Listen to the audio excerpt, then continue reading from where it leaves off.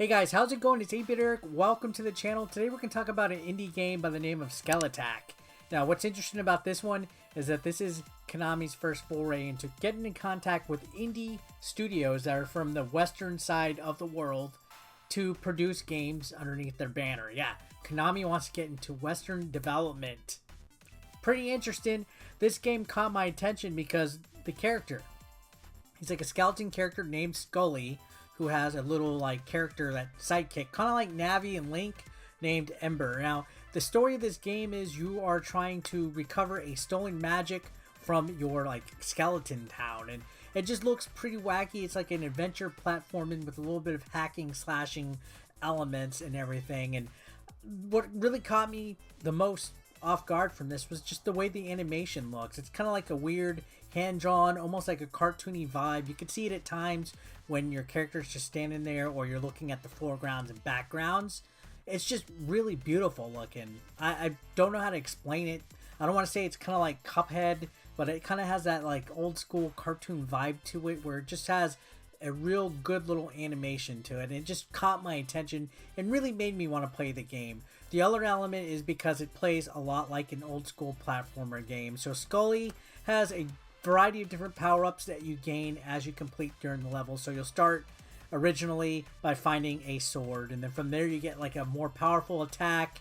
You even get like a boomerang where you use one of your ribs that can do certain abilities, and this kind of helps you progress throughout the game. There's small Metroidvania elements to this as well, because certain areas are not unlocked until you get a way to open up certain levels or to remove certain blocks.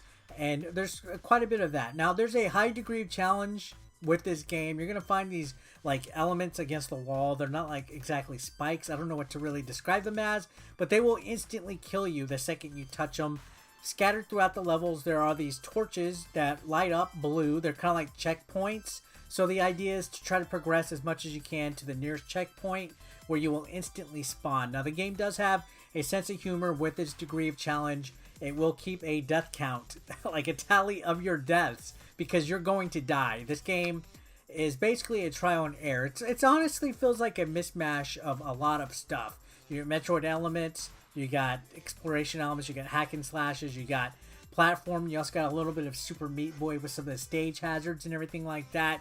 And overall, it's an actually very difficult game. I honestly found myself getting incredibly frustrated at a lot of moments of this, but it just had that let's play it one more time value to it that always gets me stuck on these. No matter how much of a horrible time I'm having where I'm getting just outraged and wanting to break my controller, I found myself actually enjoying the game because it does have solid gameplay mechanics. The jumping is actually pretty spot on. The way the character moves, he doesn't feel too heavy, too light. You know, he feels nice and tight, like Shady J's mom. The attacks, everything that your character can do to defend himself, are actually really well done too. And on top of that, the music and the presentation kind of has a weird whimsical type of atmosphere to it that not too many indie games get. You know, they didn't go easy and play it safe on this. They actually put a lot of time and effort into the presentation.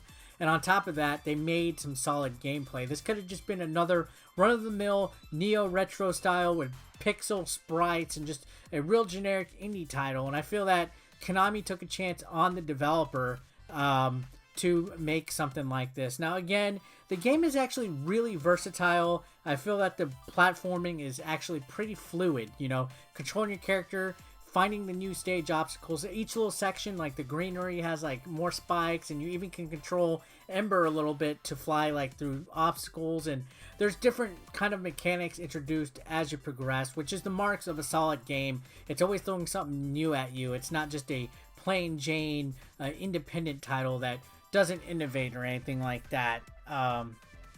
Now, Skully, as far as the character goes, I feel like he's actually pretty interesting. I feel that Konami has, you know, taken a risk on creating a new IP and a new character, which is pretty fun because we all give Konami a lot of issues recently because of some of their business practices, not paying attention to old IPs and franchises and stuff like that. And I think with this game, they actually were able to develop not just one character in the name of Skully, but also his sidekick Ember, and also a variety of different characters. I mean, the narration. There's a lot of reading and story in this game, and it has a lot of personality and a lot of quirks, which is what I like in some of these games.